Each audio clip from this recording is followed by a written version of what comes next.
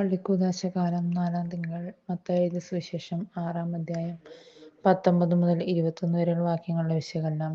യഥാർത്ഥ നിക്ഷേപം. നിന്റെ നിക്ഷേപം എവിടെയായിരിക്കുന്നുവോ അവിടെയായിരിക്കും നിന്റെ ഹൃദയവും. മനുഷ്യ ശരീരത്തിലെ ഏറ്റവും പ്രധാനപ്പെട്ട ഒരു അവയവമാണ് ഹൃദയം. ഹൃദയം നിലച്ചുപോയാൽ ശരീരം നിശ്ചലമാകും. ആത്മാവുമായി ഏറെ ബന്ധപ്പെട്ട് കിടക്കുന്ന ഒന്നാണ് ഹൃദയം. കഠിനഹൃദയൻ, ലോലഹൃദയൻ എന്നൊക്കെയുള്ള സംജ്ഞ ഒരുവന്റെ അടിസ്ഥാന വ്യക്തിത്വത്തെ സൂചിപ്പിക്കുന്നു.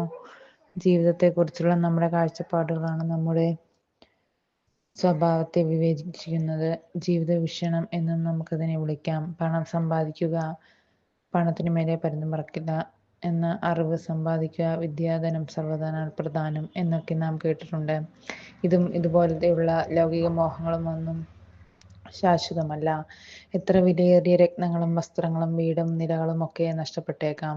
തുരുമ്പും കീടങ്ങളും നശിപ്പിച്ചേക്കാം. കള്ളന്മാർ മോഷ്ടിച്ചേക്കാം. എന്നാൽ ഒരിക്കലും കൈമോശം വരാത്തതും മാറ്റം വരാത്തതുമായ സമ്പാദ്യം, സ്വർഗീയ വിഷയങ്ങളും ദൈവത്തെക്കുറിച്ചുള്ള അറിവുമാണ് നിന്റെ ഹൃദയത്തിന്റെ തുടിപ്പുകൾ. ദൈവകേന്ദ്രീകൃതമായ ചിന്തകളാലും പ്രവൃത്തികളാലും നിറഞ്ഞു കവിയട്ടെ. ആദ്യം ദൈവത്തിന്റെ രാജ്യവും നീതിയും അന്വേഷിക്കുക.